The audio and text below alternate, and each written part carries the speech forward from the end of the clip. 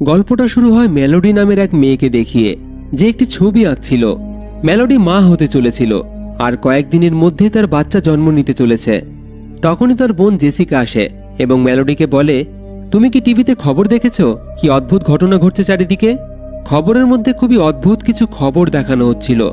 এটা শুনে যখন মেলোডি নিউজ দেখে, তখন জানতে পারে রাশিয়াতে এক ভয়ানক রোগ ছড়িয়ে পড়েছে, যেখানে নাকি মানুষ নিজেই নিজের মস্তিষ্কের ওপর নিয়ন্ত্রণ হারিয়ে ফেলেছে এবং এই রোগে আক্রান্ত মানুষই নিজেরাই নিজেদেরকে মেরে ফেলছে।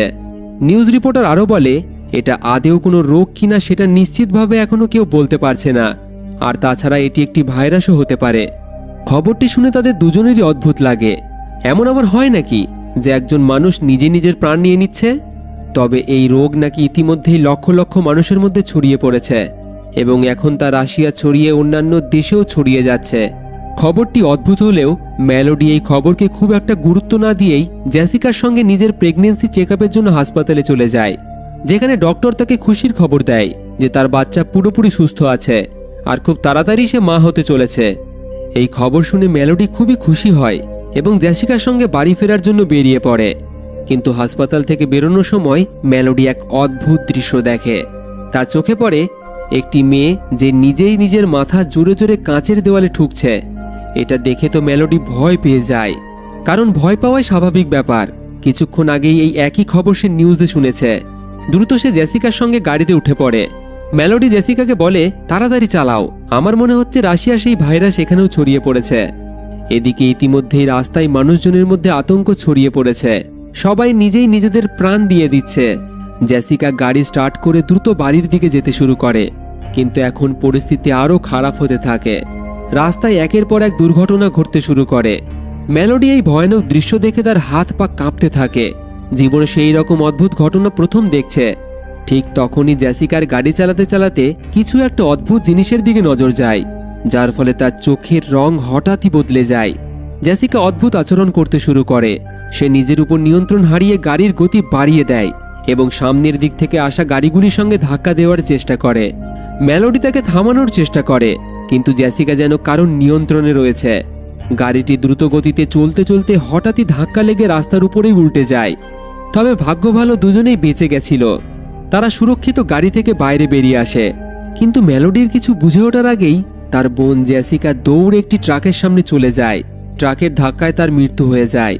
নিজের চোখের সামনে এমন ভয়ানক দৃশ্য দেখে মেলোডি ভয়ে স্তব্ধ হয়ে যায়। সে বুঝে উঠতে পারে না মানুষ কেন নিজের প্রাণ নিয়ে নিচ্ছে। পরিস্থিতি এতটাই খারাপ হয়ে ওঠে যে সে তার বোনের মৃতদেহের কাছেও যেতে পারে না। চারিপাশে হাহাকার এবং মানুষের মৃত্যু এবং বিশৃঙ্খলা ছড়িয়ে পড়েছে। মেলোডি উঠে অন্যদের সঙ্গে দৌড়ে পালাতে শুরু করে, কিন্তু হঠাৎ কেউ তাকে ধাক্কা দিয়ে ফেলে দেয়। এক মহিলা তাকে দেখে সাহায্য করতে এগিয়ে আসে, কিন্তু কিছু একটা অদ্ভুত জিনিস দেখে সেই মহিলাও পাগলের মতো এক জ্বলন্ত গাড়িতে গিয়ে নিজের প্রাণ দিয়ে দেয়। এই বিশৃঙ্খলার মধ্যেই টম নামের একজন ব্যক্তি মেলোডিকে টেনে নিয়ে যায় কাছের একটি বাড়ির ভিতরে।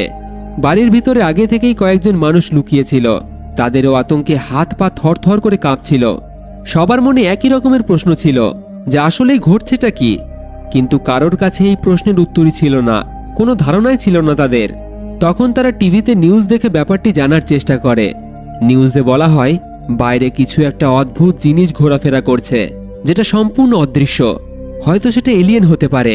সেটাকে দেখলেই নাকি মানুষ পাগল হয়ে যাচ্ছে এবং নিজেকে হত্যা করতে একবারও ভাবছে না। রিপোর্টার জানায় হয়তো এটি একটি ভাইরাসও হতে পারে, যা এখন পুরো পৃথিবীতেই ছড়িয়ে পড়েছে।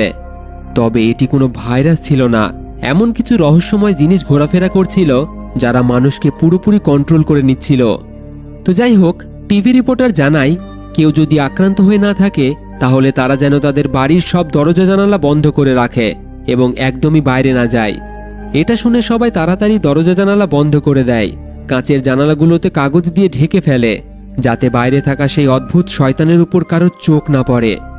এইভাবেই সেই বাড়িতে 3 দিন কেটে যায়, কিন্তু কেউ এখনো বুঝেই উঠতে পারে না আসলে ঘটছেটা কি।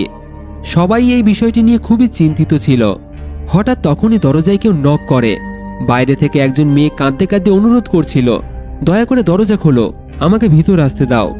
টম দরজা খুলতে যায়, কিন্তু ডগলাস নামের এক ব্যক্তি তাকে বাধা দেয়, কারণ হতে পারে সেই মেয়েটি ওই শয়তানের বশে আছে।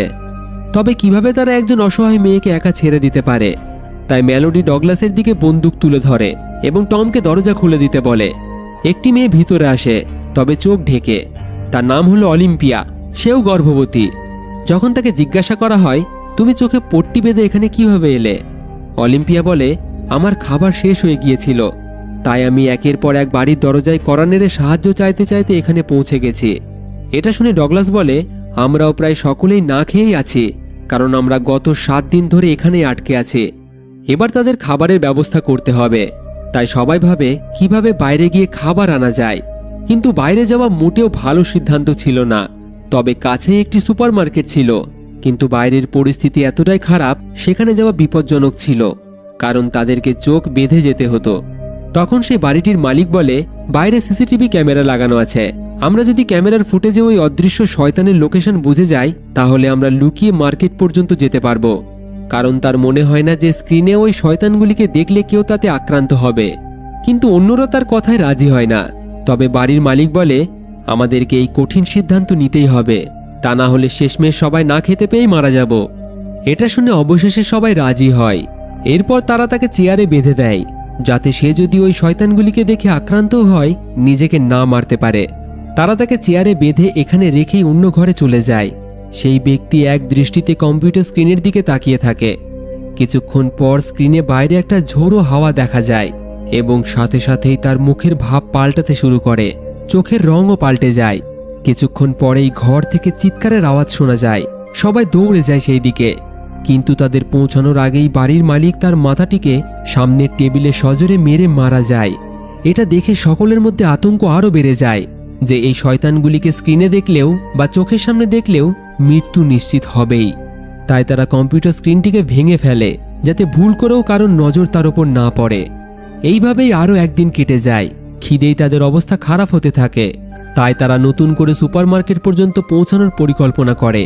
টম বলে, আমরা গাড়ির জিপিএস ব্যবহার করে গাড়িতে করে মার্কেটে যেতে পারবো, তবে আমাদের গাড়ির কাঁচ সম্পূর্ণ ঢাকা থাকবে।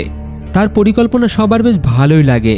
এরপর তারা গাড়ির কাঁচ কাগজ দিয়ে ঢেকে দেয়, যাতে তারা বাইরে কিছুই দেখতে না পায় এবং বাইরে থেকে কেউই তাদের ভিতরে দেখতে না পারে। এরপর তারা 5 জন জিপিএসের সাহায্যে ধীরে ধীরে মার্কেটের উদ্দেশ্যে বেরিয়ে যায়। চারিদিকে শহরের অবস্থা বেহাল হয়ে রয়েছে, ফাঁকা রাস্তায় মানুষের মৃতদেহ পড়ে আছে। ঠিক তখনই হঠাৎ তাদের গাড়ি কাঁপতে শুরু করে।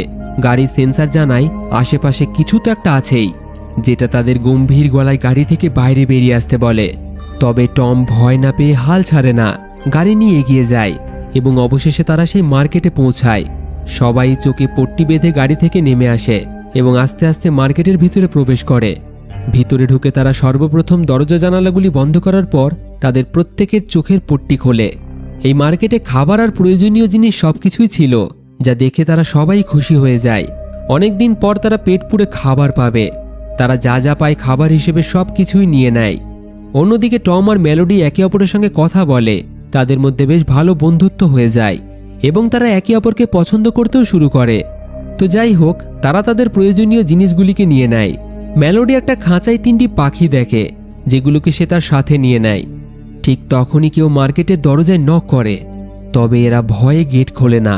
একজন লোক কাঁদতে কাঁদতে বলে, দয়া করে দরজা খোলো। কিন্তু সবাই ভয়ে খুলতেই চায় না।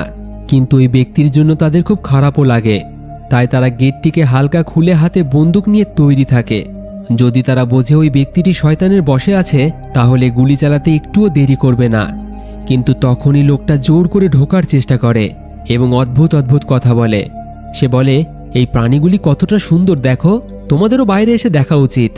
এটা শুনেই তারা বুঝে যায় লোকটা ওই শয়তানের বশে আছে। তার শরীরে এতটাই শক্তি ছিল, কোনো রকমে তারা আটকাতেই পারছিল না তাকে, যার ফলে চার্লি সবাইকে বাঁচাতে তাকে ঠেলে বাইরে ফেলে দেয় এবং নিজেও বাইরে চলে যায়। বাইরের লোকটা চার্লিকে নির্মমভাবে মেরে ফেলে। চার্লি নিজের প্রাণ দিয়ে সবারই জীবন বাঁচায়।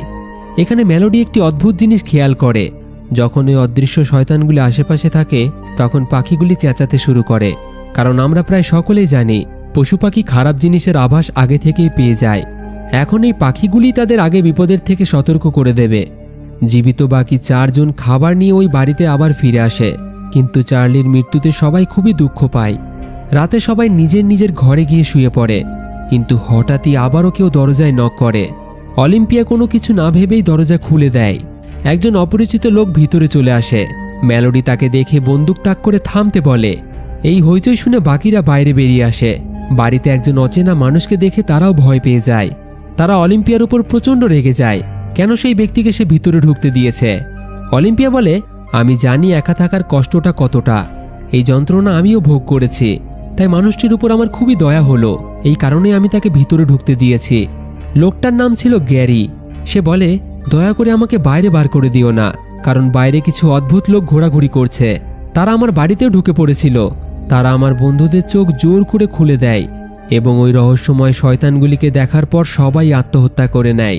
আমি কোনো রকমে সেখান থেকে পালিয়ে এসেছি। এখানে গ্যারি ওই শয়তানদের সম্পর্কে আরও কিছু জানায়।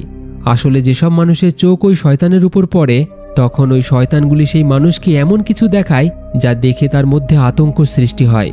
তারা মানুষের জীবনের সবচেয়ে বড় দুঃখ ও কষ্টের অনুভূতি করায় তাকে, যা মানুষটিকে সাথে সাথে ডিপ্রেশনে নিয়ে চলে যায় এবং নিজেই নিজের প্রাণ দিয়ে দেয়। সে যে লোকগুলি তার বাড়িতে ঢুকে এসেছিল তাদের চোখ ঢাকা ছিল না। তারা নাকি ওই শয়তানগুলিকে দেখে খুশি হচ্ছিল, কারণ ওই শয়তানেরা সেই সব মানুষের ক্ষতি করে না যারা জীবনে আগে থেকেই খুবই দুঃখ কষ্টের মধ্যে এবং ডিপ্রেশনে রয়েছে। এই কারণেই শয়তানগুলি তাদেরকে না মেরে তাদের পুরোপুরি নিয়ন্ত্রণ করে তাদের বশে করে নেয়, যাতে তাদের মাধ্যমে অন্য মানুষদের মারতে পারে। গ্যারির কথা শুনে সবাই অবাক হয়ে যায় এবং শেষমেশ এই বাড়িতে তাকে থাকতে দেয়। কিন্তু ডগলাস তার উপর বিশ্বাসই করে না। সে গ্যারির দিকে বন্দুক তাক করে বলে, এক্ষুনি তুমি বাড়ি থেকে বেরিয়ে যাও। কিন্তু তখনই পিছন দিক থেকে শাওলা তার মাথায় আঘাত করে অজ্ঞান করে দেয়। এরপর সবাই মিলে ডগলাসকে একটি ঘরে বন্ধ করে দেয়। এইভাবে রাতটা কেটে যায়। পরের দিন হঠাৎই মেলোডি আর অলিম্পিয়ার দুজনেরই একসঙ্গে পেটে যন্ত্রণা শুরু হয়। টম আর শাওলা তাদের উপরের একটি ঘরে নিয়ে যায়, কিন্তু গ্যারি নিচে একাই থাকে এবং দেখা যায় যে অদ্ভুত আচরণ করতে শুরু করেছে সে।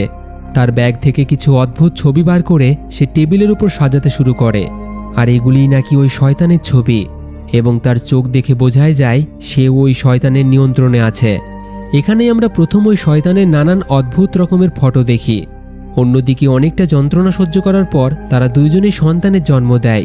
অলিম্পিয়ার একটি মেয়ে হয় এবং মেলোডির একটি ছেলে হয়, কিন্তু নিচে খাঁচায় বন্দি পাখিরা জোরে জোরে আওয়াজ করতে শুরু করে। গ্যারি বিরক্ত হয়ে পাখিগুলিকে ফ্রিজে ঢুকিয়ে দেয় এবং জানালা ঢেকে রাখার কাগজগুলিকে খুলে ফেলে। ডগলাস তার অদ্ভুত আচরণ দিকে বুঝে যায় যে গ্যারি ওই শয়তানের নিয়ন্ত্রণে আছে। এই কারণেই গ্যারি আগের দিন যা যা বলেছিল তা ওই শয়তানগুলি তাকে দিয়ে বলিয়েছিল। গ্যারিও খুবই দুঃখ কষ্টের মধ্যে এবং ডিপ্রেশনে ছিল, এই জন্যই ওই শয়তানরা তাকে মারেনি, তাকে তার নিয়ন্ত্রণে করে নিয়েছে। ডগলাস তখন চেঁচিয়ে সবাইকে ডাকতে শুরু করে। সে বলে, আমি বলেছিলাম ওকে বাড়ি থেকে বার করে দাও। তার কথা শুনে টম নিচে নেমে আসে, কিন্তু গ্যারি তাকে পিছন দিক থেকে আঘাত করে অজ্ঞান করে দেয়।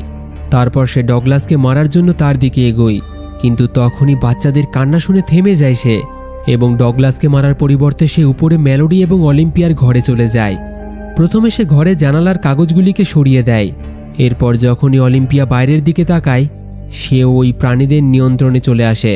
তখন মেলোডি বুঝে যায় যে অলিম্পিয়া এখন যেভাবেই হোক নিজের প্রাণ দিয়ে দেবে, তাই সে অলিম্পিয়ার কাছ থেকে তার ছোট্ট বাচ্চাটিকে কেড়ে নেয়।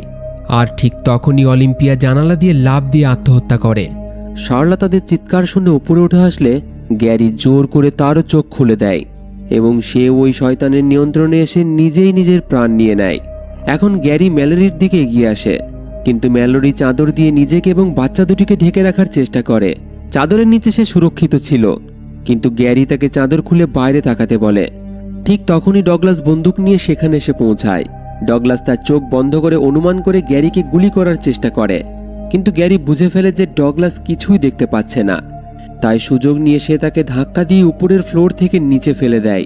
এরপর তাকেও মেরে ফেলে সে এবং বলে, তুমি কখনোই সেই শয়তানের সৌন্দর্যকে দেখতে পাবে না। ঠিক তখনই টমের জ্ঞান ফিরে আসে এবং কোনোভাবে শটগান তুলে গ্যারিকে সামনে পেয়ে গুলি করে মেরে ফেলে। এরপর টম দ্রুত উপরে ছুটে যায় বাচ্চা এবং মেলোডি ঠিক আছে কিনা দেখতে। এখন শুধু টম, মেলোডি এবং ছোট বাচ্চা দুটি জীবিত ছিল, বাকিরা সকলেই মারা যায়। এইভাবেই সময় কাটতে থাকে। প্রায় 5 বছর পরের দৃশ্য দেখানো হয়। এত বছর একসাথে থাকার পর মেলোডি এবং টম একে অপরকে ভালোবেসে ফেলেছে, আর তাদের ছেলে এবং অলিম্পিয়ার মেয়েও বড় হয়ে গেছে। এত বছর কেটে যাওয়ার পরেও পরিস্থিতি ভালো হওয়ার পরিবর্তে আরও খারাপ হয়ে গেছে। বাইরে এখন প্রায় সব সময় সেই শয়তানের নিয়ন্ত্রণে থাকা লোকজন ঘুরে বেড়ায় এবং তারা সাধারণ মানুষকে ধরে মেরে ফেলে। তারা গত 5 বছর ধরে এইভাবেই চুপি চুপি জীবন কাটাচ্ছে। তবে এই পরিস্থিতির মধ্যেও মেলোডি বাচ্চাদের বেঁচে থাকার সকল কৌশল ভালোভাবে শিখিয়ে দেয়। এখন আমরা প্রায় সকলেই জানি ছোট্ট ছেলেটি আসলে মেলোডির নিজের ছেলে, আর মেয়েটি হলো অলিম্পিয়ার মেয়ে, যাকে অলিম্পিয়া মৃত্যুর আগে মেলোডির হাতে তুলে দিয়েছিল। তবে মেলোডি তাকে তার নিজের মেয়ের মতো বড় করেছে। একদিন ওয়াকিটকিতে একটি আওয়াজ শোনা যায়। রিক নামের একজন ব্যক্তি জানায় যে তারা যেখানে আছে সেটি পুরোপুরি নিরাপদ একটি জায়গা, এক প্রকার কলোনি। এখানে খাবার দাবার ও সব প্রয়োজনীয় জিনিসপত্রই আছে। সেই ব্যক্তি বলে, তোমরা যদি এখানে আসতে চাও তাহলে আসতে পারো, তাহলে তোমাদের নদীর স্রোত ধরে এই দিকেই আসতে হবে। যখন নদীর স্রোত সবচেয়ে জোরে হবে তখন ঠিক সেই জায়গাতেই জঙ্গলের মাঝেই আমাদের কলোনি পাবে, আর পাখিদের ডাক শুনে আমাদের ঠিক চিনতে পারবে তোমরা। কিন্তু এই নদী পথে এখানে আসতে তোমাদের 2 দিন সময় লাগবে। টম সেই লোকের ওপর বিশ্বাস করে সেখানে যেতে চায়, কারণ সে তার ফ্যামিলিকে সুরক্ষিত রাখতে চায়। কিন্তু মেলোডি রাজি হয় না, কারণ তার মনে হয় হয়তো ওই মানুষগুলিও শয়তানের বশে রয়েছে এবং আমাদের ফাঁদে ফেলার চেষ্টা করছে। রাতে টম মেলোডিকে আবারও বোঝায়, যদি বাঁচতে হয় তাহলে আমাদের ওখানেই যেতে হবে, আর আমরা কতদিনই বা এভাবে চোখ বেঁধে জীবন কাটাবো। পরদিন সকালে যখন তারা চোখ বেঁধে বাইরে খাবার আনার জন্য যায়, হঠাৎই কিছু সাইকো মানুষ খাবারের খোঁজে তাদের উপর আক্রমণ করে। টম সকলকে নিয়ে একটি পাশের বাড়িতে লুকিয়ে পড়ে। সে মেলোডিকে বোঝায়, এখান থেকে চলে যাও তুমি, এটাই উপযুক্ত সময়, না হলে আমরা আমাদের বাচ্চাদের বাঁচাতে পারবো না। আমি ওদের কথার মাধ্যমে ব্যস্ত রাখবো, তুমি বাচ্চাদের নিয়ে পিছনের রাস্তা দিয়ে নদীর দিকে চলে যাও। কিন্তু মেলোডি টমকে একা ছেড়ে যেতে চায় না। টম বলে, আমাদের বাচ্চার জন্য কাউকে না কাউকে নিজের জীবন দিতেই হবে। এরপর টম মেলোডি ও বাচ্চাদের পিছনের দরজা দিয়ে নদীর দিকে পাঠিয়ে দেয় এবং নিজে চোখে পট্টি বেঁধে শটগান নিয়ে তাদের সামনে আসে। তারা টমকে বলে, চোখের পট্টি খোলো, কিন্তু টম তাদের কথার মাধ্যমে ব্যস্ত রাখার চেষ্টা করে যাতে মেলোডি পালাতে পারে। ঠিক তখনই তারা মেলোডিকে সেখান থেকে পালাতে দেখে, কিন্তু তাকে ধরার আগেই টম গুলি চালিয়ে 2 জনকে মেরে ফেলে এবং পাল্টা তাদের গুলিতে নিজেও আহত হয়। চোখ ঢাকার কারণে সে বাকিদের মারতে পারে না, যার ফলে সে চোখের পট্টি খুলে দেয় এবং আরও 2 জনকে মেরে ফেলে। কিন্তু তখনই সেই অদৃশ্য শয়তান সেখানে এসে টমকে নিয়ন্ত্রণ করে নেয়। তবে পুরোপুরি নিয়ন্ত্রণ হওয়ার আগেই টম শেষ লোকটাকেও মেরে ফেলে এবং এরপর তার নিজের মাথায় গুলি চালিয়ে আত্মহত্যা করে। গুলির আওয়াজ শুনে মেলোডি বুঝে যায় টম আর বেঁচে নেই। সে প্রচণ্ড ভেঙে পড়ে, কারণ এই কঠিন সময়ে টমই তার একমাত্র ভরসা ছিল। তবে টম তো তাদেরকে বাঁচানোর জন্য নিজের প্রাণ দিয়েছে, তাই এখন ভেঙে পড়লে চলবে না। নিজেকে কোনো রকম সামলিয়ে সেই রেডিওতে বলা জায়গায় যাওয়ার প্রস্তুতি নেয় সে বাচ্চাদের পরিষ্কার একটা কথা বলে দেয়, সেখানে যাওয়ার পথ খুবই কঠিন হতে পারে, কিন্তু বাঁচার জন্য আমাদের যেতেই হবে। একটা কথা মনে রাখবে, যাই হোক না কেন চোখের পট্টি কখনো খুলবে না, না হলে আমি তোমাদেরকেও বাঁচাতে পারবো না। এরপর মেলোডি নিজে এবং বাচ্চাদের চোখে পট্টি বেঁধে নদীর দিকে যেতে শুরু করে। সে দড়ির সাহায্যে এগোতে এগোতে একটি নদীর কাছে গিয়ে পৌঁছায়। এরপর নৌকায় চড়ে নদীর স্রোতের সঙ্গে এগিয়ে চলে। সে তার সাথে অনেকগুলি পাখিও নিয়ে এসেছিল, যাতে ওই শয়তানের উপস্থিতি সে বুঝতে পারে। কয়েক ঘন্টা পর মেলোডি ওয়াকিটকিতে ওই কলোনির লোকের সাথে যোগাযোগ করে আবার। ঠিক তখনই পাখিরা হঠাৎ চিৎকার শুরু করে দেয় এবং এক প্রকার ভয়ানক সুরে কেউ মেলোডির নাম ধরে ডাকতে থাকে। তাদেরকে তাদের চোখের পট্টি খুলতে বলে, তবে সে কোনো কিছুতেই কান না দিয়ে এগিয়ে যায়। কিছুক্ষণ পর এক লোক নৌকার কাছে এসে বলে, তুমি চোখের পট্টি খোলো, তুমি এখানে নিরাপদে আছো, আমার কাছে খাবারও আছে। তবে মেলোডির কিছু একটা সন্দেহ হয় এবং সে বাচ্চাদের চাদরে ঢেকে চারপাশে গুলি চালাতে শুরু করে। লোকটা বুঝে যায় যে সে চোখ খুলবে না, তাই সে তার কাছে এসে জোর করে সুযোগ বুঝে আক্রমণ করে এবং তার চোখের পট্টি খুলে দিতে চায়। গ্যারির মতো সেও বলে, তুমি চোখ খুলে শয়তানকে দেখো, সে খুবই সুন্দর, সে তোমাকে মুক্তির পথ বেছে নিতে সাহায্য করবে। কিন্তু মেলোডি তার নৌকাতে হাতের কাছে একটি ধারালো অস্ত্র পেয়ে যায় এবং সেটা দিয়ে তার উপর আঘাত করে তাকেও মেরে ফেলে। এরপর তারা আবারও স্রোতের গতিতে এগিয়ে যায়। এইভাবে প্রায় 24 ঘন্টা কেটে যায়। তারা ভীষণ ক্লান্ত হয়ে পড়ে। হঠাৎই নৌকাটি একটি ট্রাকের সাথে ধাক্কা খায়, যার ফলে তার খাবার এবং তার ছেলে জলে পড়ে যায়। মেলোডি যেমন তেমনভাবে তার ছেলেকে তো বাঁচিয়ে নেয়, কিন্তু তাদের কাছে থাকা সব খাবার নদীতে ভেসে যায়। খাবারের অভাবে তাদের বেঁচে থাকা এখন খুবই কঠিন, তাই সে নৌকাটিকে তীরে লাগিয়ে বাচ্চাদের বলে, যাই হোক না কেন চোখের পট্টি খুলবে না, নৌকা ছেড়ে কোথাও যাবে না, আমি এখনই ফিরে আসব। এরপর সে দড়ি বেঁধে জঙ্গলের মধ্যে খাবার খুঁজতে চলে যায়। সে জঙ্গলের মধ্যে একটি বাড়ি পেয়ে যায়। সৌভাগ্যবশত কিছু খাবার সেখানে ছিল, কিন্তু সেই খাবার নিয়ে ফিরে আসার সময় ওই শয়তান তার আবারও পিছু নেয়। মেলোডি এদিক ওদিক পাগলের মতো গুলি করতে থাকে, তবে সেই অদৃশ্য শয়তানের কোনো ক্ষতিই হয় না। এদিকে গুলির শব্দ শুনে অলিম্পিয়ার মেয়ে নৌকা থেকে মেলোডিকে খুঁজতে চলে যায় এবং ভুল করে সে ওই শয়তানের কাছাকাছি চলে যায়। কিন্তু ঠিক সময় মতো তখনই মেলোডি তাকে টেনে নেয়। তবে যাই হোক, সৌভাগ্যবশত তারা প্রাণে বেঁচে যায়। এরপর তারা আবার যাত্রা শুরু করে। প্রায় 42 ঘন্টা সময় কেটে যাওয়ার পর মেলোডি তার বাচ্চাদের বলে, এখন নদীতে সামনে একটি ঢাল আসতে চলেছে। নদীর স্রোত খুব জোরে বইবে, নৌকাটা শক্ত করে ধরে রাখবে তোমরা। কিছুক্ষণ পর নদীতে ঢাল আসলেই স্রোত জোরালো হতে থাকে এবং এই জোরালো স্রোতে নৌকা নিয়ন্ত্রণ হারিয়ে উল্টে যায়। তারা সবাই জলে পড়ে যায়। মেলোডি তার ছেলেকে কোনো রকমে ধরে ফেলে এবং তার মেয়ে নদীর কিনারায় পৌঁছায়। মেয়ের গলার আওয়াজ শুনে তার মেয়েকেও সে পেয়ে যায়। শেষমেশ তারা অনেক কঠিন পথ অতিক্রম করে সেই কলোনির কাছাকাছি এসে পৌঁছায়। তারা জঙ্গলের ভিতর দিয়ে কলোনির দিকে যেতে শুরু করে। ধীরে ধীরে তাদের কানে পাখির ডাকও শোনা যেতে থাকে, ঠিক যেমন রেডিওতে বলা হয়েছিল। তারা সেই শব্দ অনুসরণ করে এগোতে থাকে, কিন্তু জঙ্গলের মধ্যেই সেই শয়তান তাদের পিছু ছাড়ে না, তাদেরকে তার বশে করার চেষ্টা করে। মেলোডি তার বাচ্চাদের বলে, কোনো রকম শব্দে কান দিও না, শুধু এগিয়ে চলো। হঠাৎ সে একটি ঢালু দিয়ে পা পিছলে নিচে পড়ে যায়। বাচ্চারা তাকে খুঁজতে থাকে, তারা খুবই ভয় পেয়ে যায়। ঠিক তখনই আবারও সেই শয়তান তখন মেলোডির গলায় তাদেরকে বশে করার চেষ্টা করে। বাচ্চাদের সে চোখের পট্টি খুলতে বলে। বাচ্চারাও মায়ের গলা শুনে পট্টি খুলতে যায়। ঠিক তখনই মেলোডির জ্ঞান ফিরে আসে। সে চিৎকার করে বলে, চোখ খুলবে না। এরপর সে ছুটে বাচ্চাদের আওয়াজ শুনে তাদের কাছে চলে যায়। মেলোডির কানে একদিক থেকে পাখির আওয়াজ ভেসে আসতে থাকে। সে দৌড়াতে দৌড়াতে সেই দিকে যেতে শুরু করে। শয়তানটিও ঠিক তাদের পিছনেই ছিল। সে তার ছেলে মেয়েকে নিয়ে অবশেষে কলোনির গেটের কাছে পৌঁছায়। মেলোডি দরজায় ধাক্কা দিয়ে চিৎকার করে, দরজা খোলো, আমরা বড় বিপদে আছি। কলোনির লোকজন দ্রুত গেট খুলে তাদেরকে ভিতরে ঢুকতে দেয়।